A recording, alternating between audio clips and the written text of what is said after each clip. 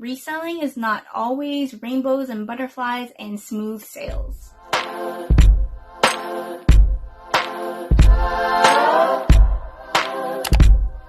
everyone, welcome back to my channel. It's Jasmine. For those who are new, I am a full-time nurse working in Ontario, Canada, but I also casually resell on the US and Canadian Poshmark app as well as eBay. For today's video, I wanted to do a little bit of a story time about a few problems that have happened to me recently on both eBay and Poshmark. You can find me at Afternoon Tea on the Canadian Poshmark app as well as Tea Time on the US app. If you like reselling content like this, be sure to give this video a thumbs up and hit that subscribe button. In my 1.5 years of selling on both Poshmark Canada and Poshmark US, I've had maybe 3 or 4 cases opened up against me. One of them I missed a flaw and I just willingly just commented on the case saying that sorry that this happened and I'd be willing to accept the return. For the most part, I don't comment on the case, especially if I know it's not my problem. Like, let's say the buyer said that it was a size issue, then I know that Poshmark won't side with the buyer and will eventually release my funds. So I usually don't comment on cases like that. However, I'll list screenshots of the case that happened over here, and you can read along what happened. So I sold this Lululemon bag. It was called the All Hours belt bag, I believe, and this buyer received it and she took a really long time to actually accept or do anything about it, but she said that it was not authentic. She took pictures of the bag, which didn't really show anything, and then she also posted a picture of a stock photo.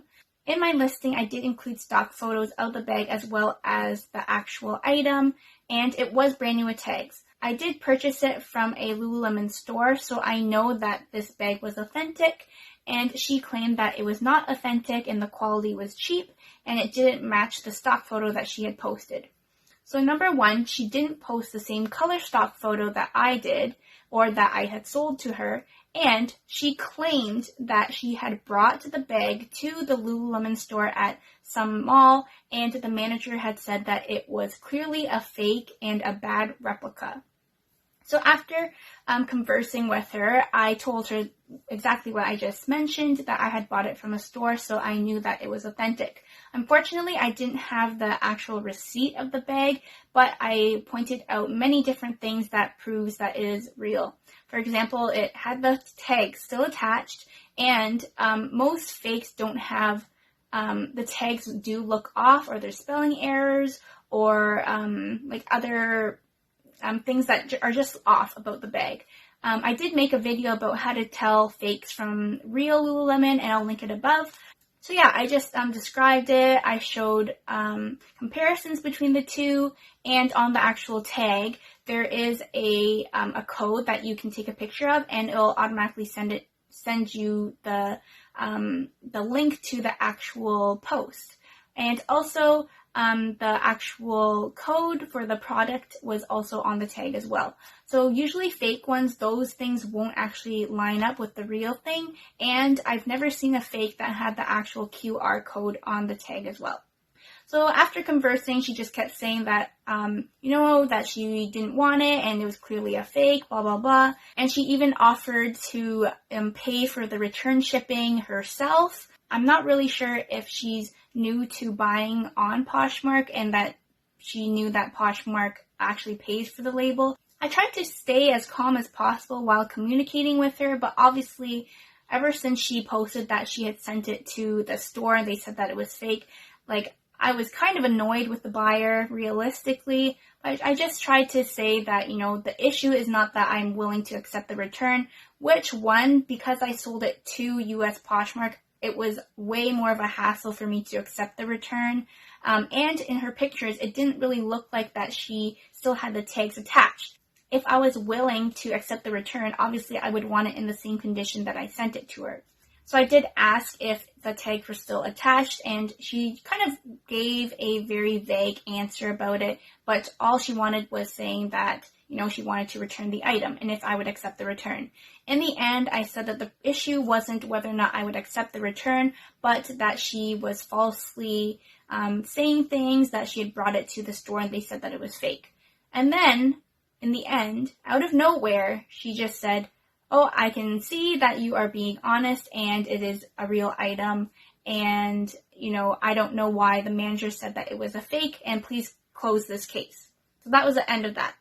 Let's say in the end, the buyer didn't end up saying that it was a real item, and, she continued with her claim that it was fake. I'm not really sure if Poshmark would have sided with me as the seller while comparing the two pictures of the stock and my photos, or if they would have sided with the buyer. I've heard cases that sometimes they do side with the buyer, sometimes they do side with the seller. So it really depends on the situation. But I think if you have enough proof that, they do match the legit thing, then I think Poshmark will side with the seller. In the end, I know that you might have people like this, but you just have to, try to keep as professional as you can during the claim, and, whatever happens, happens.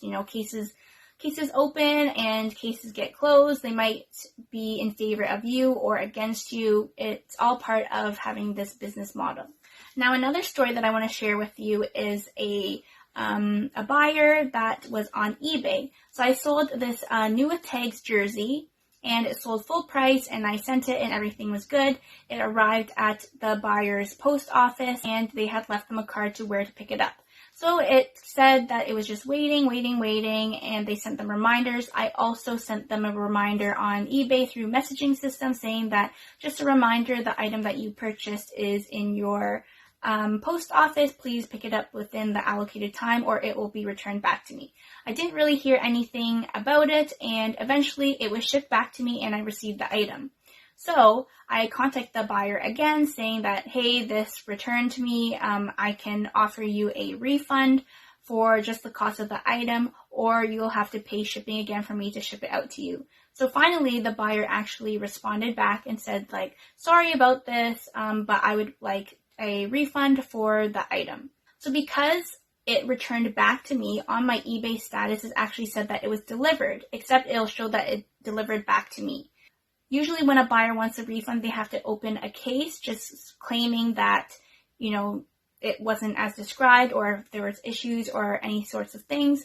And then there's an option to actually provide them for a refund.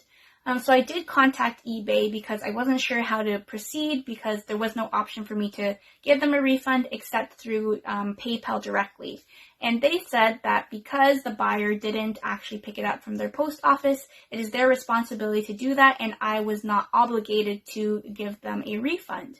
So because I don't know if I'm considered nice, but I wanted to provide the buyer a refund, and I contacted them and said, hey, I contacted eBay. Technically, I am not obligated to give you a refund, but I'm willing to do so for you as a buyer. One point that eBay mentioned to me was that if I didn't offer them a refund, the buyer would be able to submit negative feedback on my profile for whatever circumstance, and I wouldn't be able to get that negative feedback removed.